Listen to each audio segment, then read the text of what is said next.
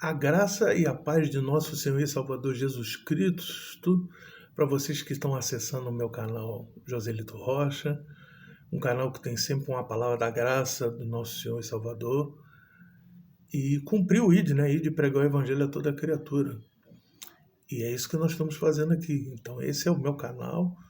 Peço aos queridos que já se acostumam a entrar e gostam do conteúdo, dê seus likes, se inscrevam, compartilhem e ajude o pastor a pregar o evangelho do reino, porque a palavra do Senhor diz que será pregado o evangelho do reino a todas as gentes e aí virá o fim.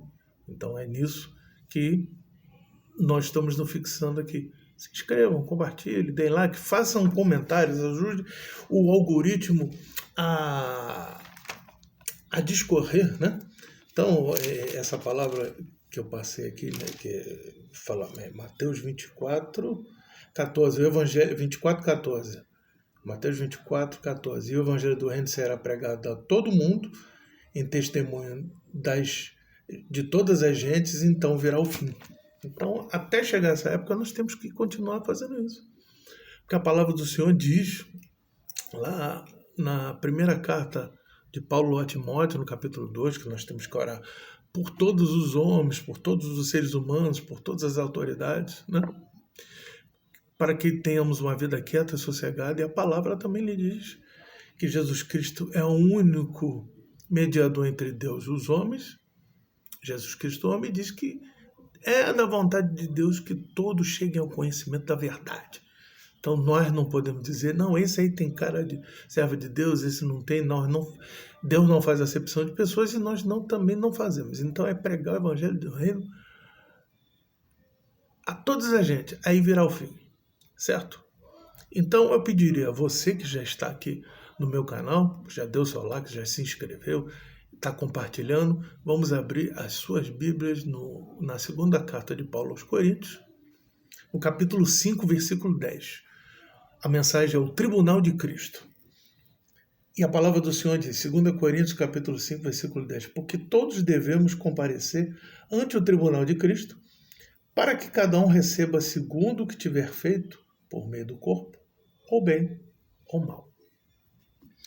Todos nós vamos comparecer diante de Deus para prestar conta do que nós fizemos aqui nesta terra, independente de religião, independente de acreditar em Deus ou não, todos nós. Desde a antiguidade, desde Adão e Eva, desde Caim e Abel, até os dias de hoje. Tudo que Adão e Eva fizeram, tudo que Caim e Abel fizeram, a Bíblia diz que Deus advertiu a Caim: teu semblante está pesado, domina-te a ti mesmo, o pecado está na tua porta, convém dominá-lo. Ele não deu ouvido e foi lá e matou o justo Abel, que a palavra do Senhor diz que o seu sangue clama até o dia de hoje, e pelo sacrifício na cruz, primeiro dos sacrifícios de animais que vem desde a antiga aliança, né? Jesus é o Cordeiro de Deus, o Cordeiro definitivo que João Batista apontou, que tira o pecado do mundo. Sem derramamento de sangue não há remissão de pecados. Isso vocês podem conferir lá na carta aos Hebreus sobre isso. E é uma verdade. Todos nós temos chance de salvação. Jesus Cristo comprou todo o povo, língua e nação, todas as nações. Elas já foram benditas em Abraão, e da descendência de Abraão chegou o nosso Senhor Jesus Cristo. Mas, pastor, eu queria perguntar ao senhor, é tão difícil servir a Deus?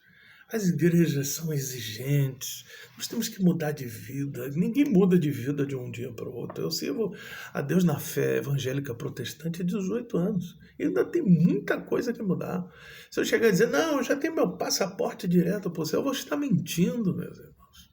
Porque a salvação ela está em esperança. Ela é concretizada na eternidade. O Tribunal de Cristo, segundo uma corrente que é dispensacionalista, são as igrejas que vem, né, do final do século XIX, principalmente do século XX para cá, que são os pentecostais, né, os renovados, os carismáticos, acreditam que é um tribunal apenas de galardão.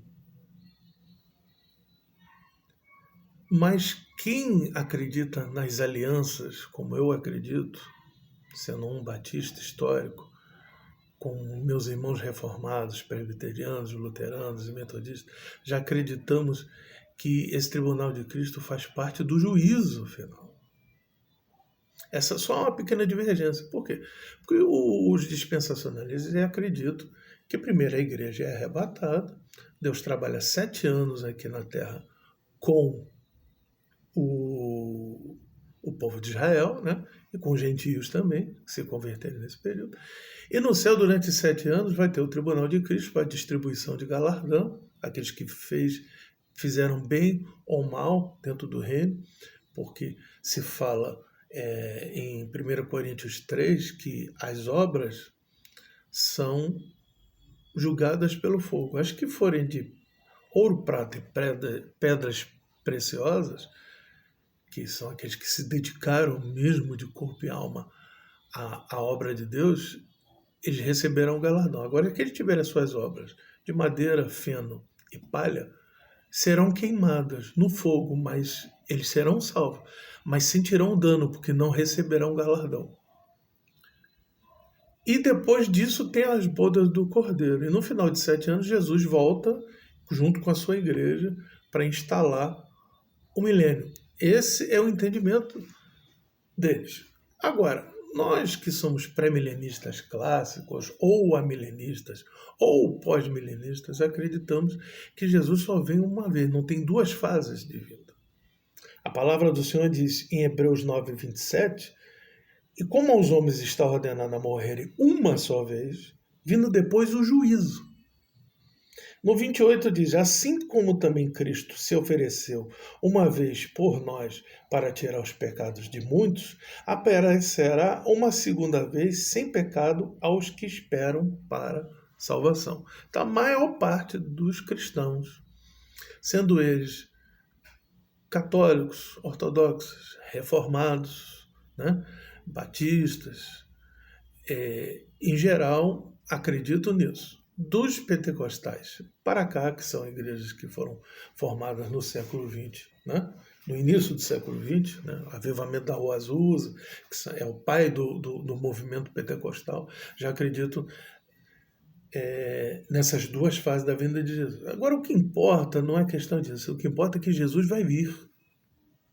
E quando ele vier, meus irmãos, Jesus, no momento, ele está como advogado de defesa. Na primeira epístola de João, no capítulo 2, diz assim, filhinhos, se pecarem, né? Vamos lá, 1 João.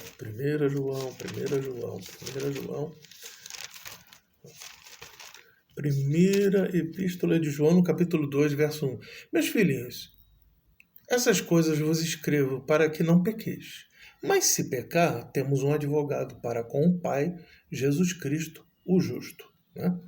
Então, o que é um tribunal? O tribunal não tem um juiz, não tem um advogado de defesa, não tem o promotor, que é o advogado de acusação, e tem um júri, né, popular.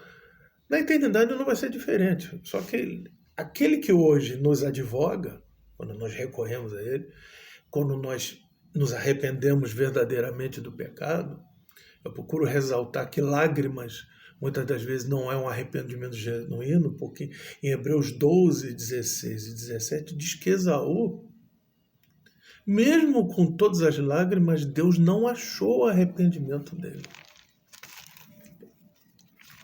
Na carta aos Hebreus, capítulo 12, verso 16, diz assim, ninguém seja fornicário ou profano como Esaú, que tomou 2 esposas pagãs, e isso desagradou ao coração de Deus. E por um manjar vendeu seu direito à primogenitura. Deus poderia ter perdoado tanto a questão da primogenitura que ele vendeu e dele ter casado com 2 mulheres. O problema não foi esse, o problema é que, bem sabeis, verso 17, que querendo ele ainda depois herdar a bênção, foi rejeitado, porque não achou lugar para arrependimento, ainda que com lágrimas o buscou. Não teve arrependimento. Por isso que em Romanos 9 diz que amei a Jacó e me aborreci de Esaú. Isso mesmo antes de nascer, porque Deus nos conhece desde antes da fundação do mundo. Isso independente se Deus já traçou todas as coisas ou a nossa eleição é por presciência de Deus, como diz Romanos 8:29, os que de antemão conheceu, um conhecimento antecipado, os predestinou para serem conforme a imagem do seu Filho, a fim de que ele seja o primogênito dentre os irmãos. No verso 30 de 8 de Romanos diz, aos que predestinou, chamou, os que chamou, justificou. Estamos passando por esse processo da justificação, porque não há um justo sequer. Nós somos justificados porque o Cristo, o justo, o verdadeiro justo, morreu na cruz para nos salvar. E aí a última fase, seremos glorificados. Paulo escreve à igreja de Tessalônica, dizendo assim no capítulo 4, nós os que estivermos vivos não iremos na vinda do Senhor na frente daqueles do que dormem, porque eles que morreram ressuscitarão primeiro. Mas nós os que estivermos vivos seremos arrebatados para encontrar com Ele nos ares. Então, meus irmãos, podemos estar vivos agora e o Senhor tocar a última trombeta e sermos levados por eles ou não. É disso que se fala o tribunal aqui, que nós vamos prestar conta do que fizermos. A mensagem de hoje nos chama a um genuíno arrependimento, de largar as obras da carne. Não é fácil isso, mas Deus nos chama a isso, a nós largarmos as obras da carne para, sim, em Cristo Jesus, praticarmos as obras de Cristo, que está em Efésios, capítulo 2, verso 10, que pela fé em Cristo, nós faremos boas obras que Deus já preparou de antemão. Muitos falam, você ama teu próximo, realmente o resumo da lei é esse, amar a Deus e amar o teu próximo como a ti mesmo, mas só faz isso aquele que acredita no mérito cristão, no mérito de Jesus Cristo.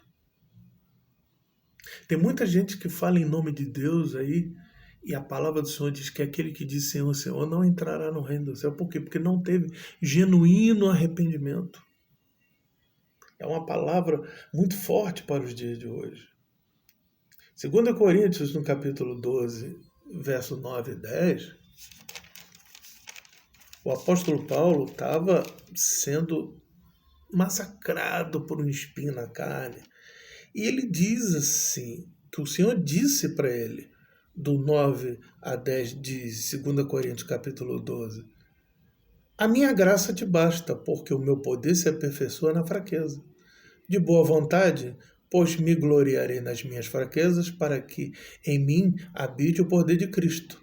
Pelo que sinto prazer nas fraquezas, nas injúrias, nas necessidades, nas perseguições, nas angústias por amor de Cristo, porque quando eu estou fraco, então eu sou forte. Meu irmão e minha irmã, seja você cristão ou não. Quando eu falo irmão, irmão da criação, acreditando que há um só Criador, o Deus Pai eterno. Nos sentimos angustiados, perseguidos, injuriados, mas tem uma palavra da esperança. A palavra da esperança está em Jesus Cristo. Essa vida aqui, quando nós nascemos, crescemos, vivemos e morremos, é uma vida temporal, é por um tempo aqui. Eu sei que muitos vão dizer, mas pastor, eu não tive nada a ver com o pecado de Adão, por que eu já nasci pecador? Tem coisas que o pastor aqui não vai saber explicar, mas nós já nascemos com essa herança. E em Cristo Jesus, a herança do pecado é retirada de nós. O salário do pecado é a morte, mas o dom de Deus é o dom gratuito da vida. A palavra do Senhor diz, Deus amou o mundo de tal maneira que deu o seu Filho unigênito para que todo que nele crê não pereça, mas tenha a vida eterna.